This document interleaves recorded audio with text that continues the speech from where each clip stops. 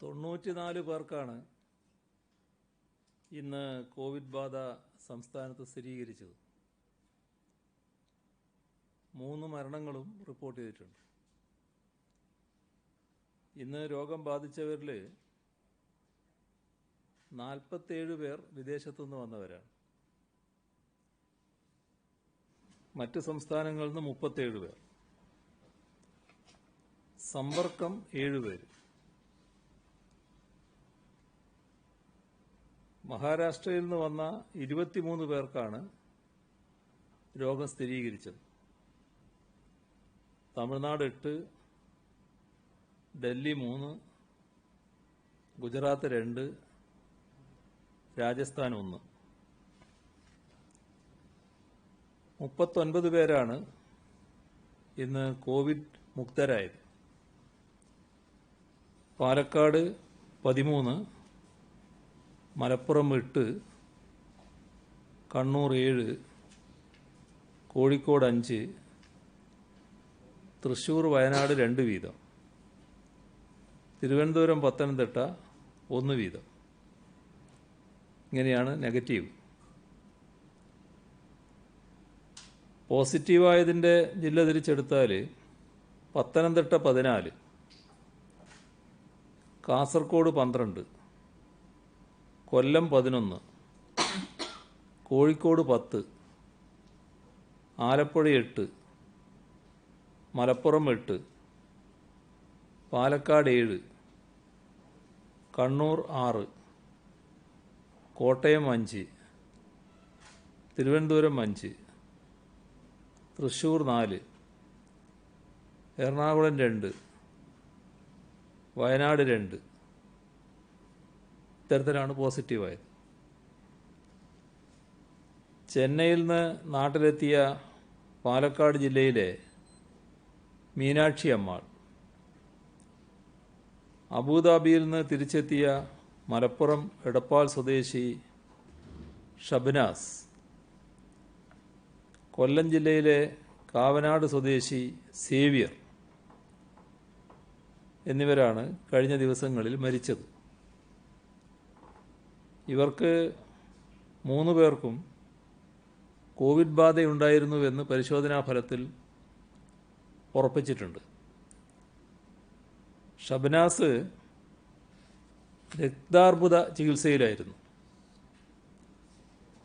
കൊല്ലം സ്വദേശി സേവ്യർ മരണമടഞ്ഞ ശേഷമാണ് ആശുപത്രിയിലെത്തിച്ചത്. പരിശോധന വേണമെന്ന് മെഡിക്കൽ ബോർഡ് നിർദ്ദേശിച്ചു.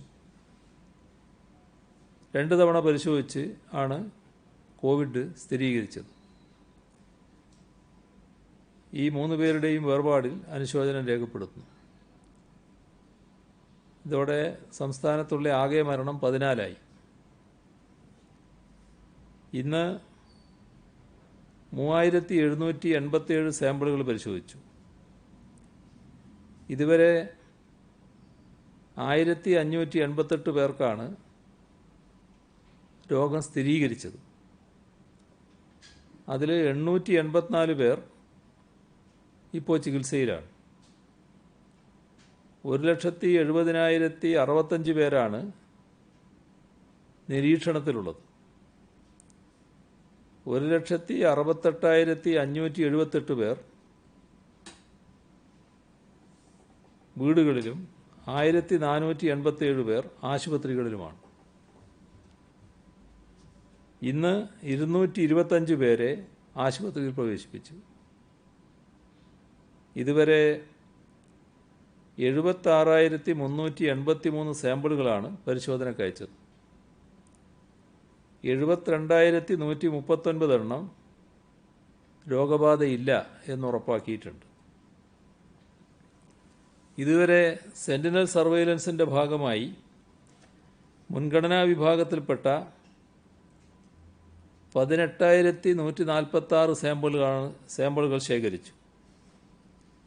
അതിൽ 15,264 നെഗറ്റീവായിട്ടുണ്ട്. ആകെ സംസ്ഥാനത്ത് 99,962 സാമ്പിളുകളാണ് പരിശോധിച്ചത്. ഹോട്ട്സ്പോട്ടുകളുടെ എണ്ണം സംസ്ഥാനത്ത് 124ആയി. കണ്ണൂർ 4, കൊല്ലം 3, പാലക്കാട് 2 ഇത്തരത്തിലാണ് പുതിയ ഹോട്ട്സ്പോട്ടുകൾ വന്നത്. കോവിഡ്-19 പൊട്ടിപ്പുറപ്പെടുന്നതിനെ തുടർന്ന് ആൾക്കൂട്ടമുണ്ടാകുന്ന പരിപാടികളെല്ലാം കേന്ദ്ര സർക്കാർ നിരോധിക്കുകയാണല്ലോ. രാഷ്ട്രീയ സാമൂഹ്യ പരിപാടികളുടെ ഭാഗമായുള്ള ഒത്തുചേരലുകളും ആരാധനാലയങ്ങളിലെ പ്രാർത്ഥനാ ചടങ്ങുകളും ഇതുമായി ബന്ധപ്പെട്ട ഉത്സവങ്ങളുമെല്ലാം ഇതിൽപ്പെടും. രോഗവ്യാപനം തടയുന്നതിന് വലിയ ആൾക്കൂട്ടം ഒഴിവാക്കേണ്ടതാണെന്ന് നമുക്കറിയാം. എന്നാൽ ലോക്ക്ഡൗണിൽ നിന്ന് രാജ്യം ഘട്ടം ഘട്ടമായി പുറത്തു കടക്കുകയാണ്. ഈ നിലയിൽ അധികകാലം തുടരാൻ നമുക്ക് കഴിയില്ല. ഉൽപ്പാദന മേഖലകളും സേവന മേഖലകളുമെല്ലാം നിശ്ചലമാക്കി സമൂഹത്തിന് അധികകാലം മുന്നോട്ട് പോകാനാവില്ല. ലോക്ക്ഡൗൺ ഇളവുകളുടെ ഭാഗമായി ജൂൺ 8 മുതൽ ആരാധനാലയങ്ങളും മതസ്ഥാപനങ്ങളും തുറക്കാമെന്ന് കേന്ദ്ര ആഭ്യന്തര മന്ത്രാലയം മെയ് 30 പുറപ്പെടുവിച്ച ഉത്തരവിൽ പറഞ്ഞിട്ടുണ്ട്. ഇത് സംബന്ധിച്ച് മാർഗനിർദ്ദേശങ്ങൾ കേന്ദ്ര സർക്കാർ പ്രസിദ്ധീകരിച്ചിട്ടില്ല.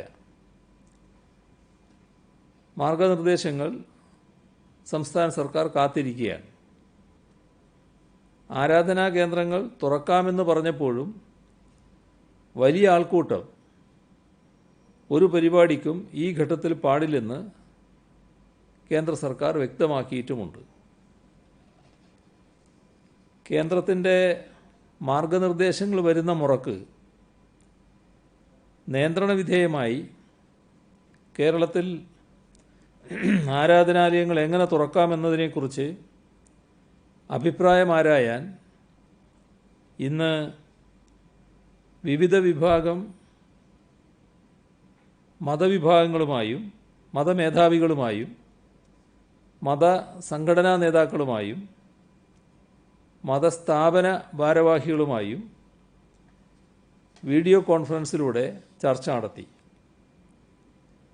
ആരാധനാലയങ്ങളിൽ സാധാരണ നില പുനഃസ്ഥാപിച്ചാൽ വലിയ ആൾക്കൂട്ടമുണ്ടാകുമെന്നും അത് ഇന്നത്തെ സാഹചര്യത്തിൽ രോഗവ്യാപനത്തിന് ഇടയാക്കുമെന്നുമുള്ള സർക്കാരിൻ്റെ നിലപാടിനോട് എല്ലാവരും പൂർണ്ണമായി യോജിച്ചു. ഹിന്ദു, ക്രിസ്ത്യൻ, മുസ്ലിം തുടങ്ങിയ 3 വിഭാഗങ്ങളുമായും വെവ്വേറെയാണ് ചർച്ച നടത്തിയത്. ആരാധനാലയത്തിൽ എത്തുന്ന വിശ്വാസികളുടെ എണ്ണം പരിമിതപ്പെടുത്തുന്നത് ഉൾപ്പെടെയുള്ള എല്ലാ മുൻകരുതലുകളും സ്വീകരിക്കാമെന്ന് തന്നെയാണ് പങ്കെടുത്ത മതനേതാക്കളുടെ എല്ലാം അഭിപ്രായം. ആരാധനാലയങ്ങളിൽ വരുന്നവരിൽ സാധാരണ നിലയിൽ ധാരാളം മുതിർന്ന പൗരന്മാരും മറ്റ് രോഗങ്ങളുള്ളവരും കാണും. റിവേഴ്സ് ക്വാറന്റൈനിൽ കഴിയണമെന്ന് ആരോഗ്യ വിഭാഗം നിർദ്ദേശിക്കുന്ന ഇവർ ആരാധനാലയങ്ങളിൽ വരുന്നത് അപകടമാണെന്നാണ് സർക്കാർ കരുതുന്നത്. ഇവരെ കോവിഡ് രോഗം പെട്ടെന്ന് പിടികൂടാനിടയുണ്ട്. മാത്രമല്ല, പിടിപെട്ടാൽ ഇവരെ സുഖപ്പെടുത്താനും പ്രയാസമുണ്ട്. പ്രായമായവരിലും മറ്റ് രോഗമുള്ളവരിലും മരണനിരക്ക് കൂടുതലാണെന്ന പ്രശ്നം നാം ഗൗരവമായി കാണേണ്ടതുണ്ട്. അതിനാൽ ഈ വിഭാഗം ആളുകളുടെ കാര്യത്തിൽ പ്രത്യേക നിയന്ത്രണങ്ങൾ കൊണ്ടുവരുന്നതിനോട് മതനേതാക്കൾ പൊതുവെ യോജിപ്പാണ് അറിയിച്ചത്. നിയന്ത്രണങ്ങൾ സംബന്ധിച്ച വിശദാംശം കേന്ദ്ര സർക്കാരിൻ്റെ മാർഗനിർദ്ദേശങ്ങൾ വന്നാൽ മാത്രമേ തീരുമാനിക്കാൻ കഴിയും. ആരാധനാലയങ്ങൾ വഴി രോഗവ്യാപനമുണ്ടാകുന്നത് ഒഴിവാക്കാൻ ഉതകുന്ന ഒട്ടേറെ പ്രായോഗിക നിർദ്ദേശങ്ങൾ ഇന്നത്തെ ചർച്ചയിൽ മതനേതാക്കൾ മുൻപോട്ട് വച്ചിട്ടുണ്ട്. ഈ നിർദ്ദേശങ്ങൾ കേന്ദ്ര സർക്കാരിന് മുന്നിൽ അവതരിപ്പിക്കാനാണ് ഉദ്ദേശിക്കുന്നത്. കേന്ദ്ര മാർഗനിർദ്ദേശം വന്ന ശേഷം ഇക്കാര്യത്തിൽ സംസ്ഥാന സർക്കാർ തീരുമാനമെടുക്കും. ആരാധനാലയങ്ങൾ എന്തുകൊണ്ട് തുറക്കുന്നില്ലെന്ന് സംസ്ഥാന സർക്കാരിനോട് ചോദിക്കുന്ന ചില പ്രസ്താവനകൾ അടുത്ത ദിവസങ്ങളിൽ കാണുകയുണ്ടായി. കാര്യങ്ങൾ മനസ്സിലാക്കാതെയുള്ള പ്രസ്താവനകളാണ് അതെന്ന് കരുതുന്നില്ല. ആരാധനാലയങ്ങൾ രാജ്യവ്യാപകമായി അടച്ചിടാൻ കേന്ദ്ര സർക്കാരാണ് തീരുമാനിച്ചത്. ആരാധനാലയങ്ങൾ മാത്രമല്ല, വിദ്യാലയങ്ങളും പരിശീലന കേന്ദ്രങ്ങളും അടഞ്ഞുകിടക്കുകയാണ്. രാഷ്ട്രീയ, സാമൂഹിക, സാംസ്കാരിക പരിപാടികൾക്കെല്ലാം വിലക്കുണ്ട്. ഇളവുകളുടെ ഭാഗമായി ജൂൺ 8 മുതൽ ആരാധനാലയങ്ങൾ തുറക്കാമെന്ന് കേന്ദ്ര സർക്കാർ പറഞ്ഞ സാഹചര്യത്തിലാണ് ഇന്ന് മതമേധാവികളുമായും മതപണ്ഡിതരുമായും ചർച്ച നടത്തിയത്. ആരാധനാലയങ്ങൾ അടഞ്ഞുകിടക്കുന്നത് വിശ്വാസികൾക്ക് വലിയ പ്രയാസമുണ്ടാക്കുന്നു എന്ന് സർക്കാരിനറിയാം. എന്നാൽ സമൂഹത്തിൻ്റെ ആരോഗ്യ സുരക്ഷയ്ക്ക് വേണ്ടി ഏർപ്പെടുത്തിയ നിയന്ത്രണങ്ങളോട് എല്ലാ മതവിഭാഗങ്ങളും പൂർണ്ണമായി സഹകരിച്ചിട്ടുണ്ട്. ഇക്കാര്യത്തിൽ വലിയ അഭിപ്രായ ഐക്യമാണ് സർക്കാരും മതമേധാവികളും മതപണ്ഡിതന്മാരും തമ്മിലുള്ളത്. നല്ല ഒത്തൊരുമയോടെ നിയന്ത്രണങ്ങൾ സ്വീകരിച്ചുകൊണ്ട് ലോക്ക്ഡൗൺ കാലത്ത് നാം പ്രവർത്തിച്ചു. അതിന് ബന്ധപ്പെട്ടവരോട് സർക്കാർ നന്ദി പറയുന്നു. തുടർന്നും അവരുടെ നിസ്സീയമായ സഹകരണം ഉണ്ടാവണമെന്നാണ് അഭ്യർത്ഥന. ആരാധനാലയങ്ങൾ പൂർണ്ണമായി അടച്ചിടേണ്ട സാഹചര്യം വന്നപ്പോഴും മതനേതാക്കളുമായി സർക്കാർ ആശയവിനിമയം നടത്തിയിരുന്നു. ഓരോ ഘട്ടത്തിലും അവരെ വിശ്വാസത്തിലെടുത്തും അവരുടെ അഭിപ്രായങ്ങൾ കൂടി കണക്കിലെടുത്തുമാണ് സർക്കാർ മുന്നോട്ട് പോകുന്നത്. കൊട്ടിയൂർ ഉത്സവം ഈ മാസം നടക്കുകയാണ്. അതിൻ്റെ ചടങ്ങുകൾ ആരംഭിച്ചു കഴിഞ്ഞു. ആൾക്കൂട്ടമുണ്ടാകുന്ന എല്ലാ പരിപാടികളും ഒഴിവാക്കി ചടങ്ങുകൾ മാത്രം നടത്താമെന്നാണ് ബന്ധപ്പെട്ടവരോട് നിർദ്ദേശിച്ചിട്ടുള്ളത്. നാളെ ലോക പരിസ്ഥിതി ദിനമാണ്. ജൈവ വൈവിധ്യത്തിൻ്റെ സംരക്ഷണം മനുഷ്യരാശിയുടെ അതിജീവനത്തിന് അനിവാര്യമാണ്. മനുഷ്യർ നടത്തുന്ന അനിയന്ത്രിതമായ ചൂഷണം പ്രകൃതിയുടെ സന്തുലാവസ്ഥയെ തകിടം മറിക്കുന്നു. അതിൻ്റെ ഫലമായി ആഗോളതാപനവും സമുദ്രമലിനീകരണവും മരുഭൂമിവൽക്കരണവും കൊടും വരൾച്ചകളും കാലാവസ്ഥാ വ്യതിയാനങ്ങളും ഉൾപ്പെടെയുള്ള വലിയ വെല്ലുവിളികളാണ് ഈ കാലത്ത് മനുഷ്യർ നേരിടുന്നത്. ഈ പ്രതിസന്ധി മറികടക്കാൻ ദീർഘവീക്ഷണത്തോടെയുള്ള ഇടപെടലുകൾ അനിവാര്യമാണ്. പരിസ്ഥിതി സൗഹൃദത്തിൽ ഊന്നുന്ന വികസന നയങ്ങളാണ് നമുക്ക് വേണ്ടത്.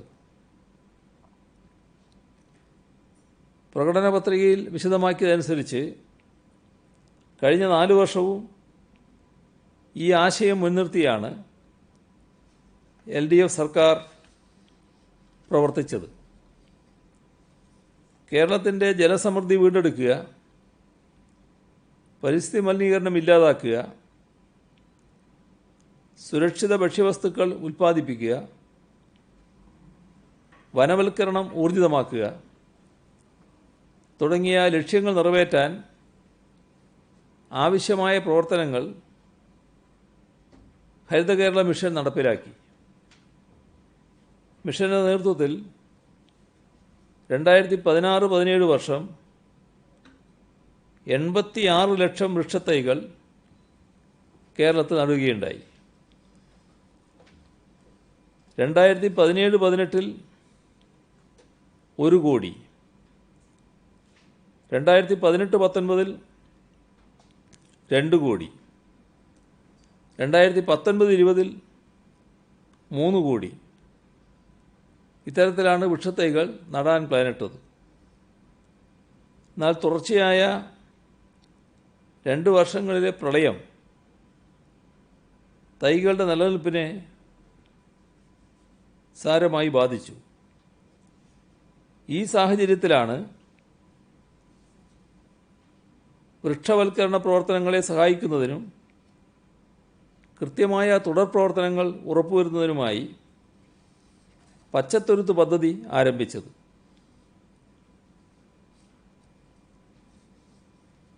ലോകത്തെ പിടിച്ചുകുലുക്കിയ പല മഹാമാരികളും മൃഗങ്ങളിൽ നിന്നും മനുഷ്യരിലേക്ക് പകർന്നവയാണ്. സാർസ്, മെഴ്സ് തുടങ്ങി ഈ അടുത്ത് സംഭവിച്ച നിപ ഉൾപ്പെടെയുള്ള പല രോഗങ്ങളും മൃഗങ്ങളിൽ നിന്നാണ് മനുഷ്യരിലേക്ക് പകർന്നത്. പരിസ്ഥിതി നാശവും കാലാവസ്ഥാ വ്യതിയാനവുമൊക്കെയാണ് മൃഗങ്ങളിൽ നിന്നും മനുഷ്യരിലേക്ക് രോഗാണുക്കൾ എത്തുന്നതിന് കാരണമായി പഠനങ്ങൾ കണ്ടെത്തിയിരിക്കുന്നത്. ഇത്തരം രോഗങ്ങളെ തടയണമെങ്കിൽ മനുഷ്യൻ അവൻ്റെ ആരോഗ്യം മാത്രം ശ്രദ്ധിച്ചാൽ പോരാ. അവൻ ജീവിക്കുന്ന പ്രകൃതിയുടെയും അതിലെ മറ്റ് ജീവജാലങ്ങളുടെയും ആരോഗ്യം കൂടെ സംരക്ഷിക്കേണ്ടതായി വരും. ഏകലോകം ഏകാരോഗ്യം, വൺ വേൾഡ് വൺ ഹെൽത്ത് എന്ന ആശയത്തെ മുൻനിർത്തിയാകണം ഇനിയുള്ള നമ്മുടെ പരിസ്ഥിതി ഇടപെടലുകൾ. ആ വിശാല ലക്ഷ്യം പടിപടിയായി നാം കൈവരിക്കേണ്ടതാണ്. ഈ വർഷം 1,09,00,000 വൃക്ഷത്തൈകൾ നട്ടാണ് പരിസ്ഥിതി ദിനം നാം ആചരിക്കുന്നത്. ജൂൺ 5-ന് 81 ലക്ഷം തൈകൾ നടും. ജൂലൈ 1 മുതൽ 27 വരെയുള്ള ദിവസങ്ങളിൽ 28 ലക്ഷം തൈകൾ നടും. ഭൂമിക്ക് കുട ചൂടാൻ 1 കോടി മരങ്ങൾ എന്ന ശീർഷകത്തിലാണ് ഈ പദ്ധതി നടപ്പാക്കുന്നത്. കേരളത്തിൻ്റെ പരിസ്ഥിതിയെ സംരക്ഷിക്കുന്ന രീതി ഭക്ഷ്യസുരക്ഷ ഉറപ്പുവരുത്താനായി ആവിഷ്കരിച്ച പദ്ധതിയാണ്. അതിൻ്റെ ഭാഗമായാണ് സുഭിക്ഷ കേരളം പദ്ധതി നടപ്പാക്കപ്പെടുന്നത്. ഈ പദ്ധതിക്കായി അടുത്ത ഒരു വർഷം 3,680 കോടി രൂപയാണ് ചെലവിടുക. പ്രകൃതി വിഭവങ്ങൾ വിവേകപൂർവ്വം വിനിയോഗിച്ചും അവയുടെ തുല്യ വിതരണം ഉറപ്പാക്കിയും മുന്നോട്ട് പോകാനാണ് ഉദ്ദേശിക്കുന്നത്. ഈ പരിസ്ഥിതി ദിനാചരണം നമുക്ക് കൂടുതൽ ഊർജം പകരട്ടെ. കൈറ്റ് വിക്ടേഴ്സ് ചാനൽ നേരത്തെ തന്നെ Asianet digital, Kerala vision, Den network, DG media, city channel തുടങ്ങിയ കേബിൾ ശൃംഖലകളിൽ ലഭ്യമാക്കിയത് നമ്മുടെ കുട്ടികൾക്ക് വളരെ പ്രയോജനപ്രദമായിരുന്നു. ഇതിന് സഹകരിച്ച എല്ലാ കേബിൾ ഓപ്പറേറ്റർമാർക്കും നന്ദി പറയുന്നു.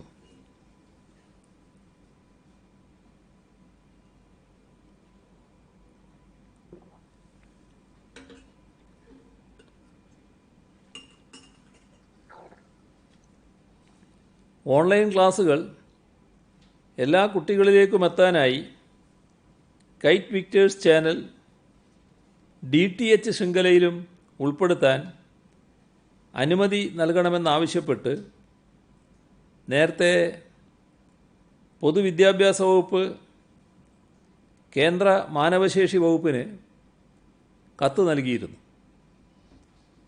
കേന്ദ്ര വാർത്താവിനിമയ പ്രക്ഷേപണ വകുപ്പ് മന്ത്രിക്കും കത്തയച്ചിരുന്നു. ഇതിനനുകൂലമായ പ്രതികരണമൊന്നും ഇതുവരെ ലഭിച്ചിട്ടില്ല. എന്നാൽ തുടർച്ചയായി പൊതുവിദ്യാഭ്യാസ വകുപ്പും കൈറ്റും അതുപോലെ അവരുടെ വരിക്കാരും എല്ലാം ആവശ്യപ്പെട്ടതനുസരിച്ച് ഇപ്പോൾ DTH ശൃംഖലകളിൽ കൈറ്റ് വിക്ടേഴ്സ് ലഭ്യമായി തുടങ്ങിയിട്ടുണ്ട്. ഈ പ്രതിസന്ധി ഘട്ടത്തിൽ കേരളത്തോടൊപ്പം നിന്ന dish TV,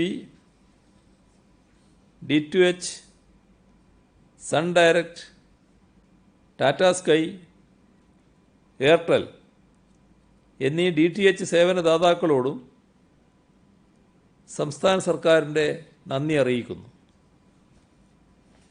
Kerala vision digital TVയിൽ 2 ചാനലുകളിലായി വിക്ടേഴ്സ് സംപ്രേഷണം ആരംഭിച്ചിട്ടുണ്ട്. പിന്നോക്കാവസ്ഥയുള്ള കേബിൾ TV കണക്ഷൻ ഇല്ലാത്ത വിദ്യാർത്ഥികളുടെ വീടുകളിലേക്ക് സൗജന്യ കേബിൾ കണക്ഷൻ നൽകാൻ കേബിൾ TV ഓപ്പറേറ്റേഴ്സ് അസോസിയേഷൻ തീരുമാനിച്ചിട്ടുണ്ട്. അവർക്ക് നന്ദി അറിയിക്കുന്നു. ഓൺലൈൻ പഠനത്തിനായി സൗകര്യങ്ങളില്ലാത്ത കുട്ടികൾക്കായി വിവിധ സംഘടനകളും സ്ഥാപനങ്ങളും സൗകര്യങ്ങൾ ഒരുക്കുന്നതിന് താൽപ്പര്യം പ്രകടിപ്പിച്ചിട്ടുണ്ട്. സഹകരണ സംഘങ്ങളുടെ പരിധിയിലെ അർഹരായ വിദ്യാർത്ഥികൾക്ക് ടെലിവിഷൻ സൗകര്യം ഏർപ്പെടുന്നതിന് അനുമതി നൽകി കഴിഞ്ഞിട്ടുണ്ട്. KSTA ആദ്യഘട്ടത്തിൽ 2500 ടെലിവിഷനുകളും കേരള NGO യൂണിയൻ 50 ലക്ഷം രൂപയുടെ ടെലിവിഷനുകളുമാണ് വാങ്ങി നൽകുന്നത്. ഭാരത് പെട്രോളിയം കോർപ്പറേഷൻ ലിമിറ്റഡ് 50 ലക്ഷം രൂപ ടെലിവിഷൻ വാങ്ങുന്നതിനായി അനുവദിച്ചു. കേരള ഗസ്റ്റഡ് ഓഫീസേഴ്സ് അസോസിയേഷനും അപ്പോളോ ടൈവേഴ്സ് ലിമിറ്റഡും 100 വീതം ടെലിവിഷനുകൾ വാങ്ങി നൽകാമെന്ന് അറിയിച്ചിട്ടുണ്ട്. 2000 വിദ്യാർത്ഥികൾക്ക് ഓൺലൈൻ പഠന സൗകര്യം ലഭ്യമാക്കുന്നുവെന്ന് വ്യവസായ വകുപ്പ് അറിയിച്ചിട്ടുണ്ട്.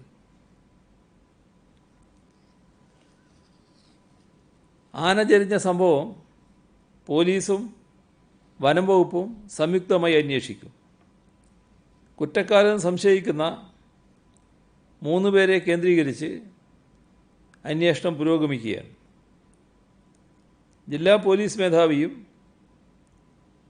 ജില്ലാ ഫോറസ്റ്റ് ഓഫീസറും ഇന്ന് സംഭവസ്ഥലം സന്ദർശിച്ചു. കോട്ടയം താഴത്തങ്ങാടിയിൽ ഷീബ എന്ന സ്ത്രീയെ കൊലപ്പെടുത്തിയ കേസിലെ പ്രതിയെ 2 ദിവസത്തിനകം പിടികൂടാനായത് കേരള പോലീസിനുള്ള വലിയ നേട്ടം തന്നെയാണ്. മോഷണം പോയ സ്വർണവും വാഹനവും കണ്ടെടുത്തിട്ടുമുണ്ട്.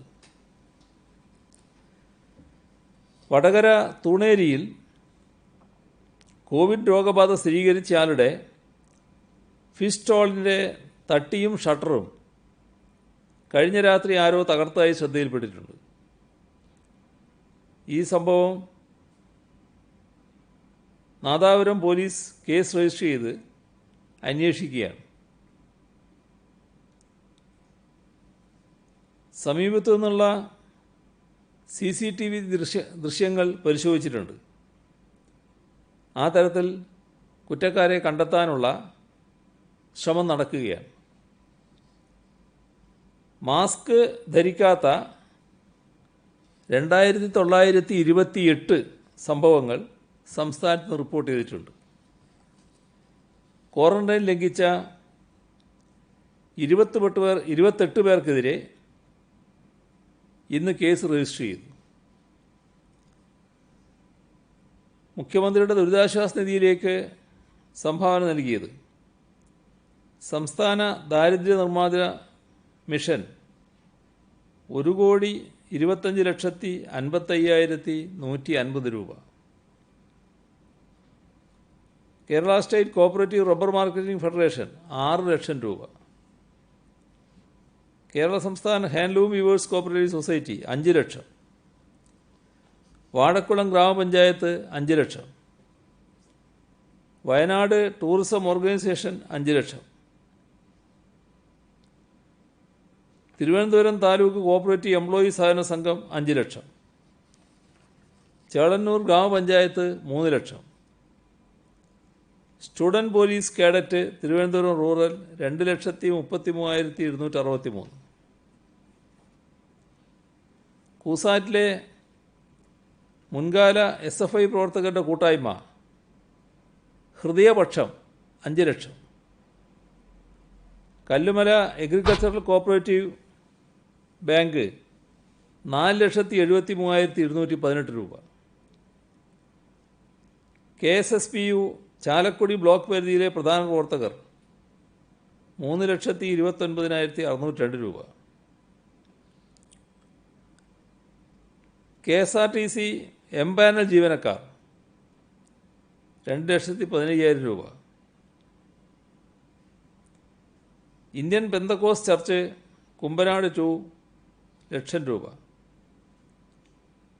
പുരോഗമന കലാസാഹിത്യ സംഘം തിരുവനന്തപുരം ജില്ലാ കമ്മിറ്റി 2,80,000 രൂപ. ജില്ലാ സഹകരണ ബാങ്കുകളിലെ റിട്ടയർ ചെയ്ത ജീവനക്കാരുടെ ഫെഡറേഷൻ 2,80,000 രൂപ. ചേർത്തല സൗത്ത് ഗ്രാമപഞ്ചായത്ത് കുടുംബശ്രീ CDS 2 ലക്ഷം രൂപ.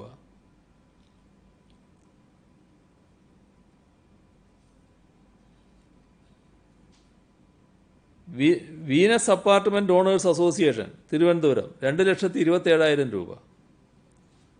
കേരള സപ്ലൈകോ സപ്ലയേഴ്സ് അസോസിയേഷൻ സംസ്ഥാന കമ്മിറ്റി 1,53,501 രൂപ. AIYF ആലപ്പുഴ മണ്ഡലം കമ്മിറ്റി 1,55,388 രൂപ. NFPRMS എംപ്ലോയീസ് തിരുവനന്തപുരം ബ്രാഞ്ച് 1,23,700 രൂപ. AIYF ശൂരനാട് മണ്ഡലം കമ്മിറ്റി 1,112 രൂപ. ഫാറൂഖ് കോളേജ് SS ഹോസ്റ്റലിലെ 84-90 ബാച്ച് കൂട്ടായ്മ 2,100,000 രൂപ. കേന്ദ്ര സർക്കാർ സ്ഥാപനമായ HOCയിലെ താൽക്കാലിക ജീവനക്കാർ 1 ലക്ഷം രൂപ.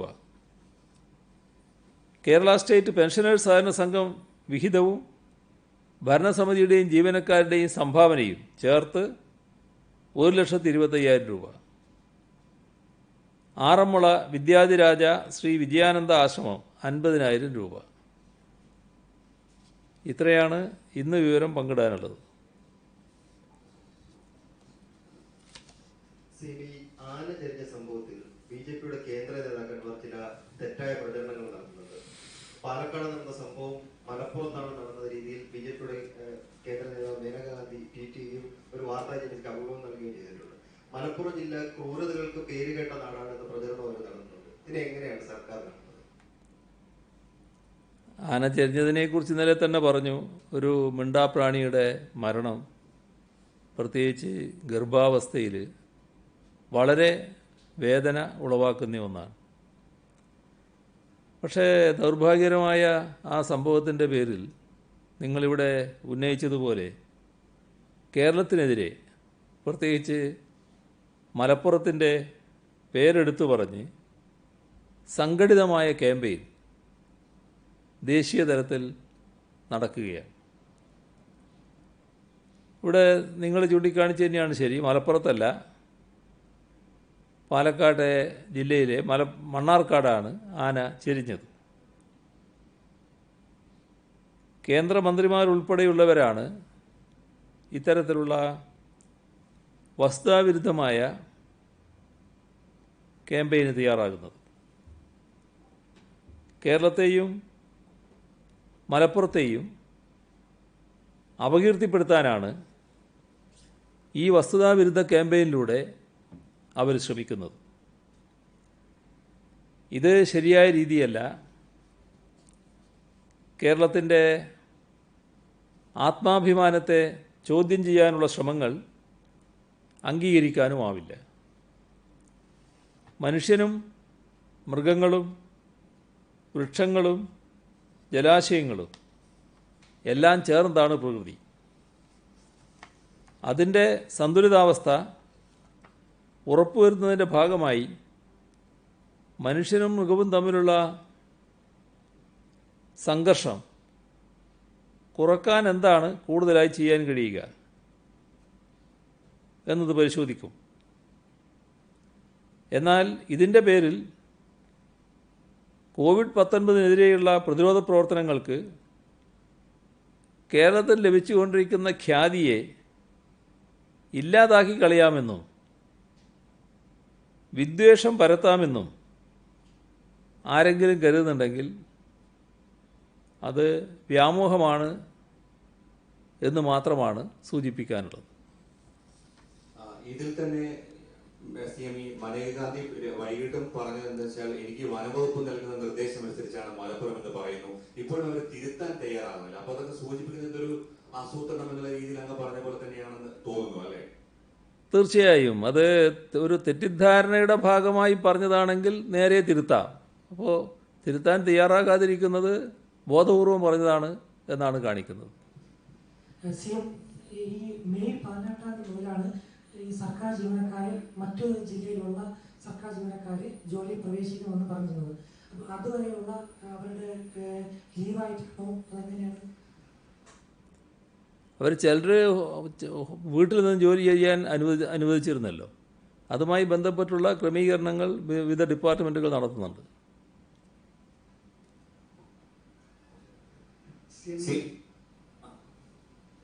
ആരാധനാലയങ്ങളുടെ കാര്യത്തില് ഈ കേന്ദ്രത്തിന്റെ ഒരു നിർദ്ദേശം വരാതെ നമ്മളതൊരു തീരുമാനം എടുക്കുന്ന ഒരു നിലയില്ല എന്നല്ലേ? അതായത് 8-ാം തീയതി തുറക്കും അല്ലെങ്കിൽ നിയന്ത്രണങ്ങൾ ഒഴിവാക്കും എന്നുള്ള പ്രചരണം ശരിയാണോ? അല്ല, കേന്ദ്രം കൃത്യമായി പറഞ്ഞിട്ടുണ്ട് 8-ാം തീയതി ആരാധനാലയങ്ങൾ തുറക്കുമെന്ന് കൃത്യമായി പറഞ്ഞു. എന്നാൽ അതിൻ്റെ കൂടെ തന്നെ പറഞ്ഞു അതുമായി ബന്ധപ്പെട്ട മാർഗനിർദ്ദേശങ്ങൾ പിന്നീട് പുറപ്പെടുവിക്കുന്നതാണ് എന്ന്. അപ്പോൾ അതിൽ സംശയിക്കാനില്ല, മാർഗനിർദ്ദേശങ്ങൾ വരുമെന്ന് തന്നെയാണ്. നമ്മൾ സ്റ്റേറ്റ് സംസ്ഥാനം എന്ന നിലക്ക് കേന്ദ്രത്തെ അറിയിക്കാനുള്ള കാര്യങ്ങൾ ഒരു ഭാഗം അറിയിച്ചു കഴിഞ്ഞിട്ടുണ്ട്. ഈ ചർച്ചയുടെ ഭാഗമായി ഉയർന്നു വന്ന കാര്യങ്ങളും കേന്ദ്രത്തെ അറിയിക്കുന്നുമുണ്ട്. തിരുവനന്തപുരം ജില്ലയിലെ പൂന്തുറ പ്രദേശത്ത് കോവിഡ് രോഗം കുറച്ചധികമായി സ്ഥിരീകരിച്ചിട്ടുണ്ട്. അപ്പോൾ തിരുവനന്തപുരം നഗരത്തിലേക്കുള്ള ആ ഒരു മത്സ്യവിതരണം കൂടുതലും പൂന്തുറ ഭാഗത്തു നിന്നാണ്. അപ്പം അവിടെ ഒരു പ്രത്യേകമായ ഒരു നിയന്ത്രണ സംവിധാനത്തിന്റെ ആവശ്യകത തോന്നുന്നില്ലേ? സ്ത്രീകളടക്കമുള്ളവർ മത്സ്യവിപണനവുമായി ബന്ധപ്പെട്ട് നഗരപ്രദേശങ്ങളിൽ വരുന്നുണ്ടല്ലോ. ഇത് രോഗവ്യാപന സാധ്യതയുണ്ടാകുന്ന എല്ലാ പ്രശ്നങ്ങളും ഗൗരവമായി തന്നെ കണക്കാക്കും. അതിൻ്റെ ഭാഗമായുള്ള കണ്ടെയ്ൻമെൻറ്റ് വേണമെങ്കിൽ അതിലേക്കും കടക്കും. ഇത് 94 ഇന്നത്തെ കേസ്. അപ്പം സമ്പർക്കം വഴിയുള്ള പല സോഴ്സ് അറിയാത്ത രോഗങ്ങൾ കൂടുതൽ റിപ്പോർട്ട് ചെയ്യപ്പെടുന്നുണ്ട്. ഏതെങ്കിലും സാഹചര്യത്തിൽ സർക്കാർ ഈ കണക്കുകൾ മറച്ചു വെക്കുന്നുണ്ടോ? സർക്കാർ കണക്കുകൾ മറച്ചു വെക്കുന്നതായിട്ടുള്ള വിവിധ തരത്തിലുള്ള ആക്ഷേപങ്ങളും മറ്റും വരുന്നുണ്ട്. അതാണല്ലോ ഞാൻ എല്ലാ ദിവസവും നിങ്ങളോട് പറഞ്ഞുകൊണ്ടിരിക്കുന്നത്. എല്ലാ ദിവസവും ഈ ആളുകളുടെ എണ്ണം കൃത്യമായിട്ട് പറയുകയാണ്. ഇന്ന് രോഗം ബാധിച്ചവരിൽ 47 പേര് വിദേശത്ത് നിന്ന് വന്നവരാണ്, 37 പേര് മറ്റ് സംസ്ഥാനങ്ങളിൽ നിന്ന് വന്നവരാണ്, സമ്പർക്കം 7 ഞാൻ നേരത്തെ പറഞ്ഞു. അത് ഇന്നത്തെ കണക്ക് തീർന്നു. ഇതിൽ എവിടെയാണ് സർക്കാർ മറച്ചു വെക്കുന്ന കാര്യം വരുന്നത്? സർക്കാർ മറച്ചു വെക്കുന്നു എന്ന് പറയുന്നത് എന്തിനെ പറ്റിയാ? ഇപ്പോൾ ഇന്നലെ ഒരു മരണകാര്യം നിങ്ങൾ തന്നെ ചൂണ്ടിക്കാണിച്ചു. അപ്പോൾ ഞാൻ പറഞ്ഞു അതിൻ്റെ കൂടുതൽ പരിശോധന നടക്കുന്നുണ്ട്, അത് കഴിഞ്ഞാലേ പറയൂ. അതിന്ന് പറയുന്നു. അതല്ലാതെ ഏത് കാര്യമാണ് മറച്ചു വെക്കുന്നത്?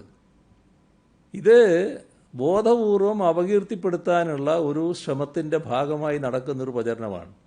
നേരത്തെ പറഞ്ഞ ഒരു ഭാഗം, ഇത് മറ്റൊരു ഭാഗം. അങ്ങനെയേ അതിനെ കാണേണ്ടതായിട്ടുള്ളൂ. അതിന് സർക്കാരിനൊന്നും വേറെ ചെയ്യാനില്ല. കേരളം ഒരു വിമാനത്തിനോട് നോ പറഞ്ഞിട്ടില്ലാത്ത CM ഇന്നലെ പറഞ്ഞത്. എന്നാൽ ഇന്ന് രാവിലെ കേന്ദ്രമന്ത്രി V. മുരളീധരൻ പറഞ്ഞത് 24 വിമാനം ഒരു ദിവസം കേരളത്തിലേക്ക് അയക്കാമെന്ന് കേന്ദ്രം അറിയിച്ചപ്പോൾ 12 വിമാനം മതി എന്നാണ് കേരളം പറഞ്ഞത് എന്ന് V. മുരളീധരൻ ആരോപിക്കുന്നു. അങ്ങനെ നമ്മൾ പറഞ്ഞിട്ടുണ്ടോ? അങ്ങനെയാണെങ്കിൽ എന്തുകൊണ്ടാണ് നമ്മൾ അങ്ങനെ പറഞ്ഞത്? ഇതിലൊക്കെ എല്ലാ ദിവസവും ഇദ്ദേഹത്തെ പറ്റി ഇങ്ങനെ പറയേണ്ടി വരികയാണല്ലോ എന്ന് ഞാനിങ്ങനെ ആലോചിക്കുകയാണ്. ഇവിടെ വിമാനങ്ങൾക്ക് അനുമതി നൽകിയതുമായി ബന്ധപ്പെട്ട വിഷയങ്ങൾ ഇന്നലെ തന്നെ വിശദമായി ഞാൻ പറഞ്ഞിരുന്നു.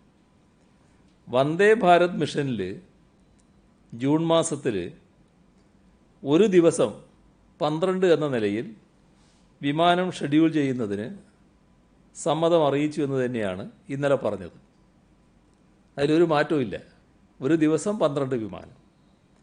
അതുപ്രകാരം ജൂൺ 3 മുതൽ 10 വരെ ഷെഡ്യൂൾ ചെയ്യേണ്ടത് 84 വിമാനങ്ങളാണ്. എന്നാൽ 36 എണ്ണമാണ് ഷെഡ്യൂൾ ചെയ്തത്. ഇനിയും 48 എണ്ണം ഷെഡ്യൂൾ ചെയ്യേണ്ടതുണ്ട്. ദിനംപ്രതി 12 എന്നത് ആദ്യം നടപ്പാക്കണ്ടേ? എന്നിട്ടല്ലേ 24. അത് കഴിഞ്ഞിട്ട് പോരെ 24-നെ കുറിച്ച് ആലോചിക്കൽ. നമ്മൾ അതിന് കേന്ദ്രത്തെ കുറ്റപ്പെടുത്തില്ല. ഇന്നലെ ഞാൻ സംസാരിക്കുമ്പോഴും കേന്ദ്രത്തെ കുറ്റപ്പെടുത്തിയില്ല. കേന്ദ്രം ഷെഡ്യൂൾ ചെയ്യുന്നതിനനുസരിച്ച് സ്വീകരിക്കാൻ സംസ്ഥാനം തയ്യാറാണ് എന്നാണ് പറഞ്ഞത്. പിന്നെ ഒരു ദേശീയ തലത്തിൽ ഷെഡ്യൂൾ ചെയ്യുന്നതിനുണ്ടാകുന്ന പ്രയാസങ്ങളുടെ ഭാഗമായിട്ടായിരിക്കും ഈ കുറവ്. അതവർ നികത്തുമെന്നും പ്രതീക്ഷയാണ് നമ്മളിരിക്കുന്നത്. ഇവിടെ മറ്റൊരു കാര്യം ചാർട്ടേഡ് ഫ്ലൈറ്റുകളെക്കുറിച്ചാണ്. സ്പൈസ് ജെറ്റിൻ്റെ 300 ഫ്ലൈറ്റുകൾക്ക് അനുമതി നൽകി. ഒരു സംഘടന ആവശ്യപ്പെട്ട 40 ഫ്ലൈറ്റുകൾക്കും അനുമതി നൽകി. വിവിധ സംഘടനകൾ ആവശ്യപ്പെട്ടതനുസരിച്ച് 70,712 പേർക്ക് സംസ്ഥാനത്തേക്ക് മടങ്ങി വരാനുള്ള അനുമതി സർക്കാർ നൽകിയിട്ടുണ്ട്. 2 കാര്യങ്ങൾ മാത്രമേ സർക്കാർ പറഞ്ഞുള്ളൂ. ഒന്ന്, അമിതമായി ചാർജ് ഈടാക്കാൻ പാടില്ല. മറ്റൊന്ന്, മുൻഗണനാ പട്ടികയിലുള്ളവർക്ക് മുൻഗണന നൽകുക തന്നെ വേണം. ഇതിൽ ഏതെങ്കിലും തരത്തിൽ പ്രവാസി താല്പര്യം ഹനിക്കപ്പെടുന്നില്ല. പ്രവാസി താല്പര്യം സംരക്ഷിക്കപ്പെടുകയാണ്. മാത്രമല്ല, നമ്മൾ മനസ്സിലാക്കേണ്ടത് കമ്പനികളുടെ ചാർട്ടേഡ് ഫ്ലൈറ്റുകളുണ്ട്. കമ്പനികളുടെ ചാർട്ടേഡ് ഫ്ലൈറ്റുകൾക്ക് ഒരു നിയന്ത്രണവുമില്ല എന്നും പറഞ്ഞിരുന്നു. സാധാരണ തൊഴിലാളികളിൽ നിന്ന് വൻതുക വാങ്ങിയാണോ കമ്പനിയുടെ ചാർട്ടേഡ് ഫ്ലൈറ്റ് വരിക? അപ്പോൾ സംസ്ഥാനത്തിൻ്റെ നിബന്ധന എങ്ങനെയാണ് തടസ്സമാകുന്നത്? പലരും തൊഴിൽ നഷ്ടപ്പെട്ടു വരുന്നതല്ലേ. മുൻഗണനാ ലിസ്റ്റിൽപ്പെടുത്തേണ്ടവർ ഈ വരുന്ന കൂട്ടത്തിൽ പെടണ്ടേ? അപ്പോൾ പിന്നെ സംസ്ഥാനം എന്ത് കുറ്റം ചെയ്തു എന്നാണ് പറയുന്നത്? പ്രവാസികൾ അനുഭവിക്കുന്ന ബുദ്ധിമുട്ട് വലുതാണ് എന്ന കാര്യത്തിൽ നമുക്കാർക്കും തർക്കമില്ലാത്ത കാര്യമാണ്. നാട്ടിലേക്ക് വേഗത്തിലെത്തണമെന്നാണ് എല്ലാവരും ആഗ്രഹിക്കുന്നത്. അങ്ങനെ വരുന്നവരുടെ ആരോഗ്യ സുരക്ഷ ഉറപ്പുവരുത്താനാണ് നമ്മൾ ശ്രമിക്കുന്നത്. അതോടൊപ്പം നാട്ടിലുള്ളവരുടെ സുരക്ഷയും. സർക്കാരിനെ സംബന്ധിച്ചിടത്തോളം കോവിഡിനെ നേരിടുക എന്നതാണ് പരമപ്രധാനം. അല്ലാതെ അതിലെവിടെയെങ്കിലും രാഷ്ട്രീയ അവസരമുണ്ടോ എന്ന് പരതി നടക്കലല്ല. അങ്ങനെ അന്വേഷിക്കാനും പോയിട്ടില്ല. ചിലർ ഇതിനെ ചില പ്രത്യേക അവസരമായി കാണുന്നുണ്ടാകാം. അവർ സർക്കാരിനെതിരെയുള്ള പ്രചരണത്തിനുള്ള വേദിയായി ഇതിനെയും മാറ്റാനാകുമോ എന്ന് ശ്രമിക്കുകയാണ്.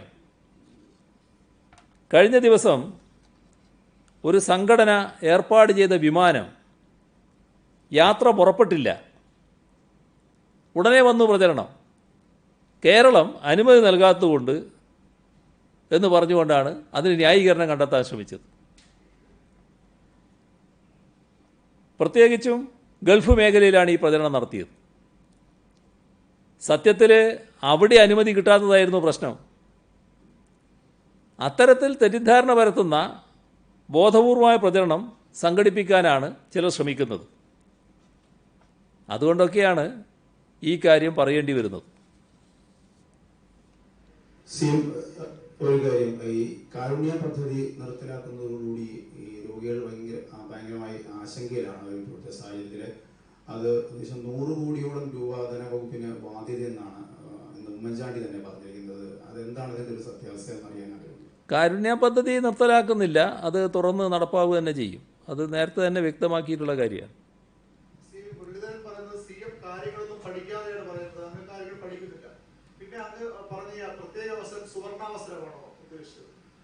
ഏത്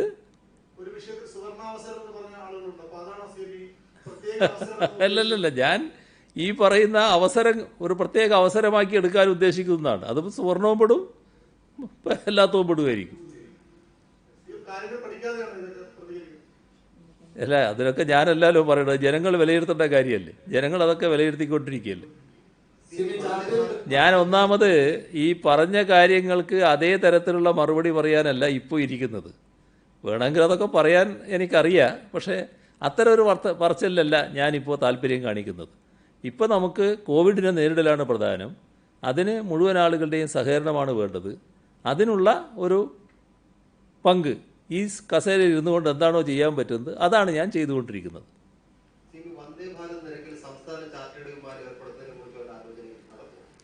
സംസ്ഥാനം നേരത്തെ പറഞ്ഞിട്ടുണ്ടല്ലോ, പ്രത്യേക വിമാനം ഏർപ്പെടുത്താനൊന്നും സംസ്ഥാനം ആലോചിക്കുന്നില്ല. നേരത്തെ തന്നെ വ്യക്തമാക്കിയിട്ടുള്ളതാണ്. അത് കേന്ദ്ര ഗവൺമെൻറ് തന്നെ ചെയ്യേണ്ടതാണ് എന്ന് ഇതിൻ്റെ തുടക്കത്തിൽ തന്നെ വ്യക്തമാക്കിയിട്ടുള്ള കാര്യമാണ്.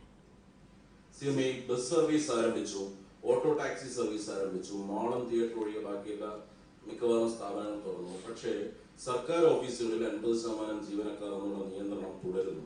അതിപ്പോഴും ചില ഓഫീസുകളിലുണ്ട്, ചില ഓഫീസുകളിലില്ല. സർക്കാർ അക്കാര്യത്തിൽ എന്തെങ്കിലും തീരുമാനം എടുത്തിട്ടുണ്ടോ? ശനിയാഴ്ച പ്രവർത്തനത്തിന്റെ കാര്യത്തിലും 80%ന്റെ കാര്യത്തിലും സർക്കാർ ഓഫീസുകളുടെ കാര്യത്തിൽ അത് പൂർണ്ണമായിട്ടുള്ള തരത്തിലേക്ക് ആളുകൾ വന്നുകൊണ്ടിരിക്കുകയാണ്. അതിന് തീരുമാനങ്ങൾ ഏറെക്കുറെ കഴിഞ്ഞിട്ടുണ്ട്. ശനിയാഴ്ചയുടെ കാര്യത്തിൽ തീരുമാനമായിട്ടില്ല. കാരണം ഞായറാഴ്ച ഇപ്പോൾ നമ്മൾ പൂർണ്ണമായി ലോക്ക്ഡൗണായി നിൽക്കുകയാണ്. അത്തരമൊരു സാഹചര്യത്തിൽ ഒരു ദിവസമാണ് ഒഴിവുണ്ടാവുക. അതിനെപ്പറ്റി ഇപ്പോൾ ഒരു തീരുമാനത്തിലേക്ക് എത്തിയിട്ടില്ല. എന്നാൽ അത് താൽക്കാലികം മാത്രമാണ്, എപ്പോഴും മാറാം. സർക്കാർ ഓഫീസുകളുടെ കാര്യം പറഞ്ഞതുകൊണ്ട് സെക്രട്ടേറിയറ്റ് അടക്കമുള്ള സർക്കാർ ഓഫീസുകളിൽ പുറത്തുള്ള ജില്ലകളിൽ നിന്നുള്ള ആൾക്കാർ ജോലി ചെയ്യുന്നുണ്ട്. അവർ താമസിക്കുന്നത് സ്വകാര്യ ലോഡ്ജുകളിലും ഹോസ്റ്റലുകളിലൊക്കെയാണ്. അത്തരം സ്ഥാപനങ്ങളൊന്നും ഇപ്പോൾ തുറന്ന് പ്രവർത്തിക്കുന്നില്ല ഈ കോവിഡ് ഭീഷണി കാരണം. അവർക്ക് താമസിക്കാനുള്ള ബുദ്ധിമുട്ടുകൾ നേരിടുന്നുണ്ട്. ഇത് പരിഹരിക്കാൻ എന്തെങ്കിലും ഒരു നിർദ്ദേശം നൽകുമോ? അല്ലെങ്കിൽ DA ആക്ടിന്റെ പരിധി ഇതൊക്കെ തുറക്കണം, അവശ്യ സർവീസായി തുറക്കണമെന്ന് ആവശ്യപ്പെടാൻ സർക്കാർ നിയമമോ? ജില്ലയിലെ മാത്രമല്ല മറ്റ് ജില്ലകളിലെ സർക്കാർ ഓഫീസുമായി ബന്ധപ്പെട്ട് അത്തരമൊരു പ്രയാസമുണ്ടെങ്കിൽ അത് പരിഹരിക്കുന്നതിന് തീർച്ചയായും ഇടപെടും, ഒരു സംശയമില്ല. അപ്പം നമുക്ക് ഏറെക്കുറെ ആയി എന്നാണ് തോന്നുന്നത്. നമുക്ക് മെനഞ്ഞാന്ന് മരിച്ച ഒരു വൈദികന്റെ മൃതദേഹം ഇന്ന് അല്പം മുമ്പാണ് സംസ്കരിച്ചത്. ഇന്നലെ ഉടനീളം അതുമായി ബന്ധപ്പെട്ട് നമ്മുടെ തലസ്ഥാനത്ത് തന്നെ ഈ പ്രശ്നം ഉണ്ടായി. ഒരു കൂട്ടം ആളുകൾ തടയുക. അപ്പം നമുക്കത് നമ്മളെ പോലൊരു തലസ്ഥാനത്ത് തന്നെ ഇങ്ങനെ കാര്യം നടന്നതിനെ കുറിച്ച് CMന്റെ ശ്രദ്ധയിൽപ്പെട്ടിട്ടുണ്ടോ? ഇത് സമൂഹത്തിൻ്റെ ഒരു തെറ്റിദ്ധാരണയാണ്. ഇത് നേരത്തെ തന്നെ കേന്ദ്ര ഗവൺമെൻറ് വ്യക്തമാക്കിയിട്ടുണ്ട്. കോവിഡ് മരണവുമായി ബന്ധപ്പെട്ട് ശവസംസ്കാരം നടത്തുന്നതിൽ നേരത്തെയുള്ള നിപ്പ പോലുള്ള മരണത്തിൻ്റെ പ്രോട്ടോക്കോളൊന്നും പാലിക്കേണ്ടതായിട്ടില്ല എന്ന് ഇതിനു മുൻപ് തന്നെ വ്യക്തമാക്കി കഴിഞ്ഞിട്ടുണ്ട്. പക്ഷേ ആളുകൾ ഇതിനെ വല്ലാതെ ആശങ്കപ്പെടുന്നുണ്ട് എന്നുള്ളതാണ് കാരണം. അതിൻ്റെ ഭാഗമായി വന്ന ചില പ്രശ്നങ്ങൾ മാത്രമാണ്. ഏതായാലും അത് പൂർണ്ണമായി പരിഹരിക്കാൻ കഴിഞ്ഞിട്ടുണ്ട്. വരുന്ന ജൂൺ 30-ാം തീയതിയോടുകൂടി ഈ പോലീസ് കോൺസ്റ്റബിൾ റാങ്ക് ലിസ്റ്റിലെ PSC റാങ്ക് ലിസ്റ്റുകളുടെ കാലാവധി അവസാനിക്കുകയാണ്. അപ്പോൾ അവരുടെ റാങ്ക് ലിസ്റ്റുകൾ ഏതെങ്കിലും തരത്തിൽ നീട്ടാനുള്ളൊരു നീക്കം ഉണ്ടോ? റാങ്ക് ലിസ്റ്റുകൾ നീട്ടുന്ന കാര്യം ഇപ്പോൾ ആലോചിച്ചിട്ടില്ല. ബാക്കി നമുക്ക് പിന്നീട് എടുക്കാം, നാളെ എടുക്കാം.